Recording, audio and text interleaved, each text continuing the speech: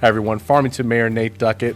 Excited to have you here on the Mayor's Table today. We have a special guest, Dr. Schmidt, the Farmington Municipal School Superintendent, is going to be talking to us about returning to school, live graduations, and all the exciting things that come with having a regular school year with kids in the classroom.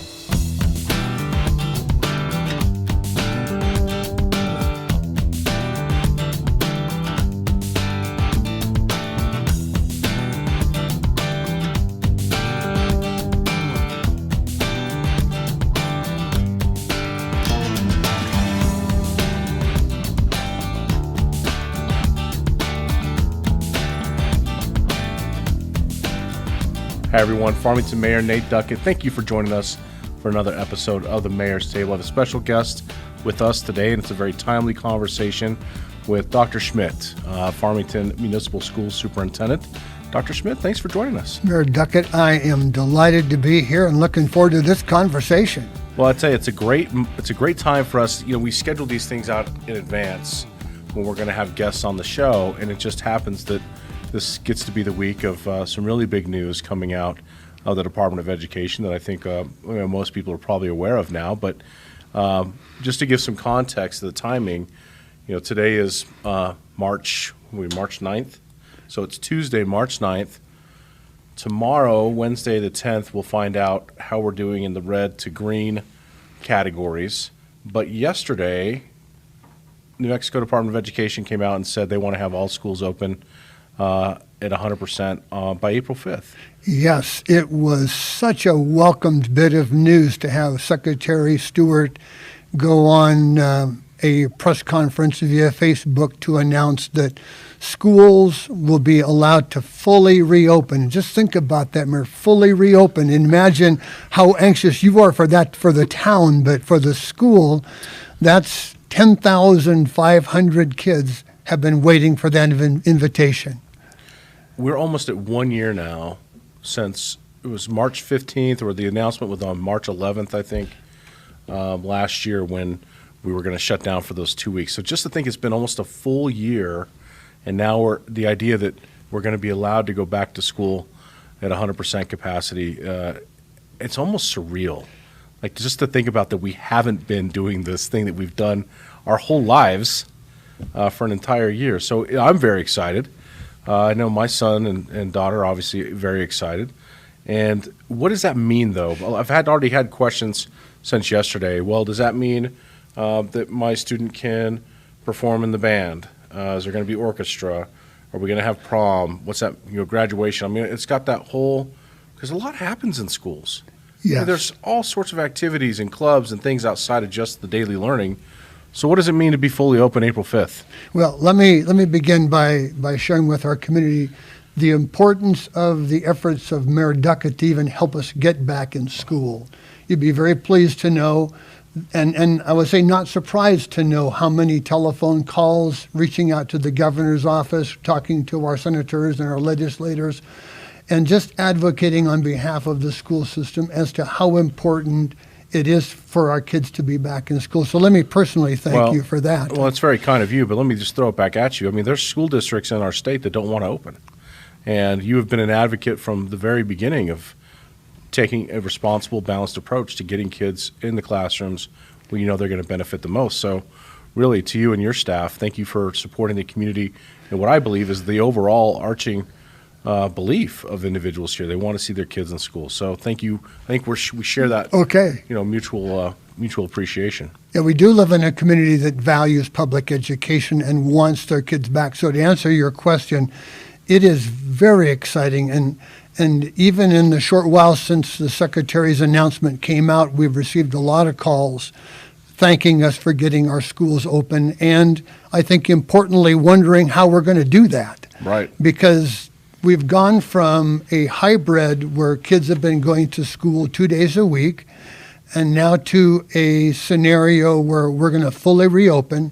So for Farmington, we will be looking at a model that continues to honor the Monday professional development and remote learning for kids. I need that time because while thousands more kids are going to be coming back to school, I still have thousands of kids learning from home. So we need the planning time on Monday. So remote learning will continue is our plan. But Tuesdays through Fridays, what a welcome sight it's going to be when suddenly I have 70 buses coming to school instead of 40. Right. And we have, the food service, meeting the needs of, 9 to 10,000 kids. It's going to be a wonderful moment. I will share that it's also timely in that we have April and May to relearn how to educate 10,000 kids in a school setting, and the opportunity to begin bringing teachers back. It's just going to be a great, that first week of April, how happy folks are going to be. It's going to be challenging. We always keep things in perspective because I think there's going to be, you're going to have to get reacclimated to the in-person learning component.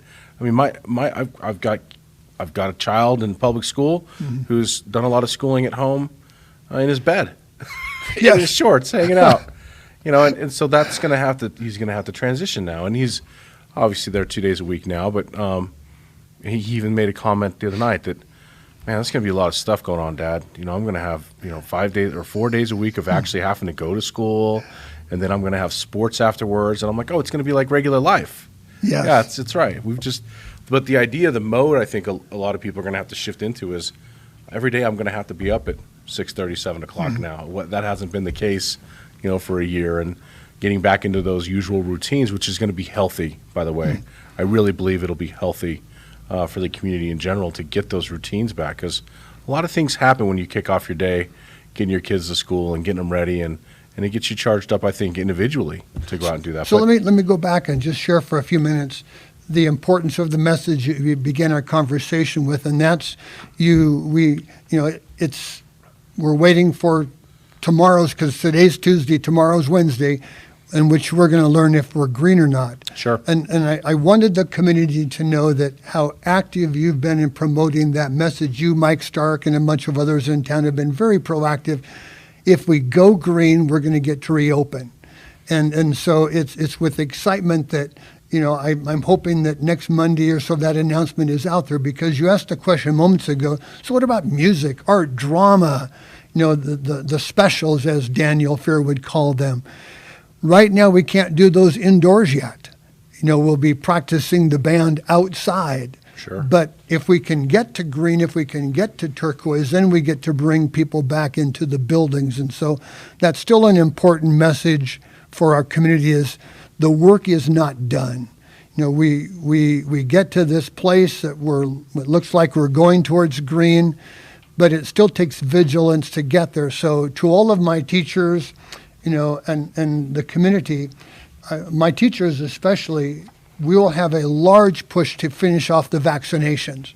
And so take advantage of that, and let's make school even safer by all of us doing our part. But when we get to green, then we can begin having that conversation about performances and maybe some of the indoor activities that students haven't had, like dances and things. And so we're hopeful, because right now, just the excitement of getting to do sports outside was a wonderful moment. And so think back over these last 2 weeks.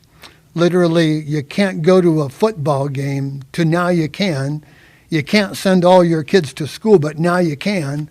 And we're just that close to being ready for the rest of the things that we think school should include, those performances, those concerts, the dances, and other kinds of things. So I do appreciate, Mayor, how much you've been a voice in saying, if we all do our part, we mask up, we wash our hands, we wear masks in public, it's going to get us to where schools are more open than they are even today. Sure.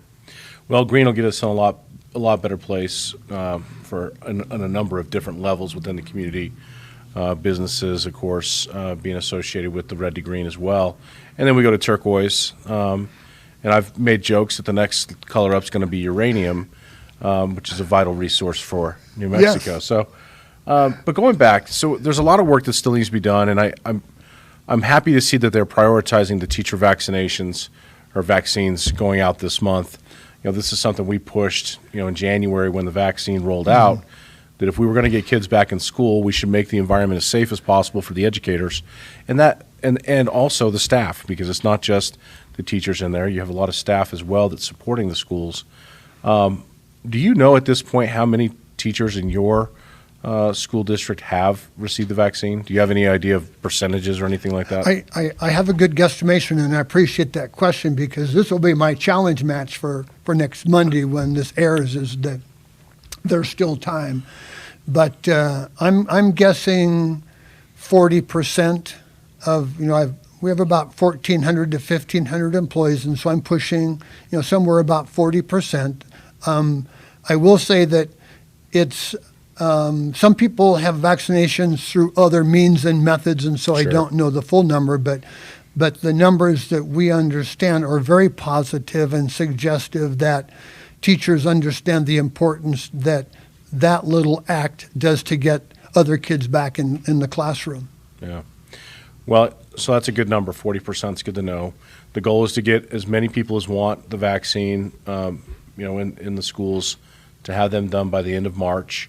I know that maybe by the time this airs, there would have been 1,000 vaccines given out at McGee Park over the weekend specifically for teachers or prioritizing teachers. So I think we're moving in the right direction, and it couldn't be in a better time. I think especially now as it's getting warmer outside, it's going to be great to get the kids back doing their normal routines, and I'm excited for that. So after April 5th, we've talked a little bit about graduations. We're looking at now, and historically here we have outdoor graduations, so I think for me it'd be easy to say that we'd be able to accomplish that task of, for each of the high schools. What is your staff thinking? Yes, and I appreciate that question, because conversations are, I will say, alive and positive with the public education department. I personally have had several conversations, and we have asked for permission to begin planning for 4 outdoor graduations. And I know that somewhere, Mary, we said, keep Ricketts available for me so I could, if I need to get even more kids, depending upon the color. But the public education department, I think will give an announcement sometime early in April. We've asked, Farmington has asked, ignore the color, allow graduation. And at the very least, because it's outdoor, let me start with 33% occupancy of a stadium. I know that Ricketts holds about 6,000 or more, so I'm hoping that give me maybe 2,500 if we choose that venue. But we are going to look to the city to partner with us if we can get more people in the stadium. Sure. We got to complete the renovation at Ricketts first. Yes. So let's get through that. I'll give you 3 weeks. Oh my gosh. Last year was a rough year for contractors, Yes.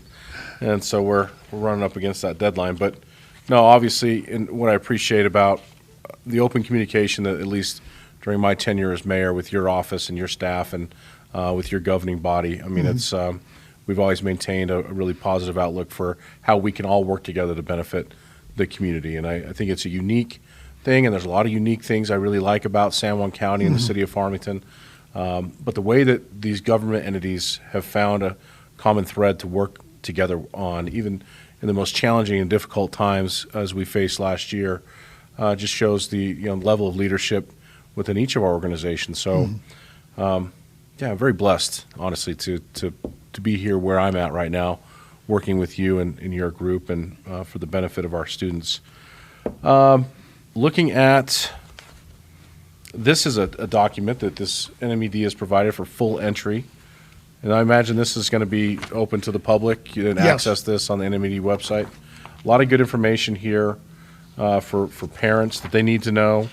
Obviously, we want to make sure that there's no outbreaks of COVID-19 in the schools, and I think you'd made a comment prior to us talking about how many teachers have been tested at this point since we've been reopening, and maybe you can give a little bit of that detail to the public. Yes, and in terms of several things, we don't let down our guard. We will ask that students continue to wear masks. We'll practice social distance to the extent possible. Teachers are busy being vaccinated, including, as on Monday when this is broadcast, having looked back over the previous immunization event. any teacher, any staff member can be vaccinated, and that would be my challenge. But currently, and it's a week before this will be broadcast, so about 40% of staff have already stepped into that line for first or both of those Sure. vaccinations. I will share that we've learned a lot about holding school in a time of pandemic in terms of, increasing the quality of air filters in the buildings, airflow, that the distancing of kids in the hallways when appropriate, and the importance of families in their daily RUVNA checks. And so we'd ask that you continue to do your pandemic temperature check to get kids into school. And as we work together, it's just going to make a difference, and even more kids will be back. Our hope, Mayor, is that anybody and everybody will be back for school in the fall. Absolutely. Well, and on the testing part, though, Dr. Schmidt, aren't you all doing tests of of all the teachers and staff? Is it everybody has to have a test each month? Is that how that works out? Yes, and I thank you for that. The guidelines, as we understand, is that 25% of the entire employee population must be tested each week. Okay. And so we are testing well over 300 and I'm going to say 40 people per week. The new guidelines that were just issued said that if you've been vaccinated, now you're out of that testing pool. And so that population will be smaller. But the good news is you're going to get me to green and maybe to turquoise before the end of the school year. With every change in color, fewer teachers have to be tested. So at 25% yellow, it's something like 12.5% in green, down to 5% in turquoise. And so testing will go on. And I would say that testing is a benefit to the county because we've had, since January, probably 2,400 COVID tests. In fact, my number's been drawn twice. Oh, wow. And negative both times, by the way. Great job. But we've only had less than a handful of cases that came out of those thousands of tests. And so it tells me the staff is behaving when I'm not watching, and I appreciate that. Yeah. Well, it's interesting just to think about the change in the I don't know if it's called the virality of the virus or just the way that it's kind of ebbed and flowed. And right now it's definitely on this downward slope. And, it's interesting you point out the fact that as we move up the color chart, that there is less testing required of those populations, which right now are really sustaining testing because testing has slowed down quite a bit. I mean, it was December and the parking lot at AFC Urgent Care was overflowing with individuals looking to get tested. And so if it wasn't for the mandatory testing components that have been worked in to things like schools and detention centers and those places, we'd have a real difficult time in that criterion of meeting your positivity rate requirements, which, just for people to know, we've been asking Dr. Scrace and the medical team of the Department of Health to consider that in the long run as we see less and less testing and more vaccinations going out. And then of course, there's going to have to be a transition because we'll have the majority of individuals in the state will have received the vaccine or have some form of immunity. I mean, there's a lot of numbers being floated out there right now that say we could be 72% immune to it as a population. I'm not a scientist. So well, let me take a moment to say how proud I am of the whole county's medical division, including the National Guard. That my immunization invite, came through PMS, and you walk in. My wife's invite was through San Juan College and the Department of Health, and so it was literally a drive-through in your car shot.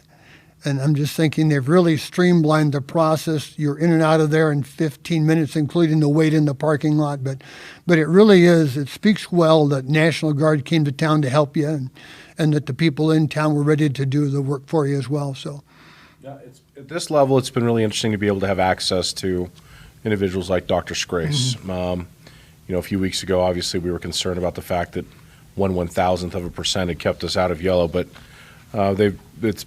communication's been better, and they've worked well with our department or our Office of Emergency Management in many things. So, but for me, as I know for you, and what we've talked about repeatedly, is just to continue to move forward to normality and doing what we have to do as individuals in order to promote the benefit for everybody else. And what we're doing right now is working. So let's not lose sight of that fact, and let's continue to be vigilant in our daily activities so that we can make sure we push through this and get fully open and make sure we're open for fall school. I mean, that's a big deal. That's football season. Yes. We're having football season now in the spring, then we're going to have football season again in the fall, but that's okay. As much football as possible, in my mind, is good. Well, let me just, in what short time we have left, I wanted to give a shout out to, certainly our community, but importantly to our parents, our students, our staff. We've done a lot of amazing things under the most difficult of circumstances. I know that you, as the city mayor, think the same, but it's been a remarkable story for our students, our parents, and I just say thank you. There's a movie I'm going to say it's the Outlaw Josie Wales, where in the conversation, the Native American is telling Josie Wales, we've endeavored to persevere. And I just think that that's what our community has done. We have persevered under the most challenging of conditions, and you just need to be proud of yourselves and know that, we will do our part in the education world to continue to accelerate and catch kids up for lost learning. But we do thank you for believing in publication all the way through a pandemic. So, Mayor, I appreciate the chance to share that. Well, it's a year of resiliency, Dr. Schmidt, and so I think we are a resilient community, and going through trials obviously builds your confidence to face those types of trials again later on in life. And I still think we're in that, kind of the bridge type year before we get to where we need to be, but it's happening quicker. I'm more optimistic each day that we're going to see things like water parks be open this summer here in the city, that Connie Mack is a possibility for us. I mean, there's still those things sitting in the wing that we know, we're just this close, and let's not lose sight of that. Let's continue to be resilient, continue to use your connections here in the community. If you're in need of something, there's somebody here in the city who is here to support you. I mean, that's what I've found over these past 12 months. There is somewhere you can go, you can get the help that you need. And in many cases, it could be your neighbor who's in there serving. So that's the great thing about living where we live. Anything else to add today? Just, I appreciate the opportunity to share a moment, and I want to re-extend that we couldn't be where we are unless the voice that you bring as city government to the state. And so thank you for that. Keep me green or better, and we'll just keep moving our kids through the hallways. I like that idea. Well, thank you for joining us on today's Mayor's Table. We hope you found the information provided today on Farmington Municipal Schools and the reopening plan very helpful for you. And we encourage you, Dr. Schmidt and I both encourage you, continue to be resilient, continue to take care of yourselves and your families to the best of your ability. And if you need help, don't hesitate to reach out. There is somebody out there who's available to you. And we look forward to seeing kids back in school. So, Dr. Schmidt, thanks for joining us. Thank you. We'll see you again next time right here on the Mayor's Table.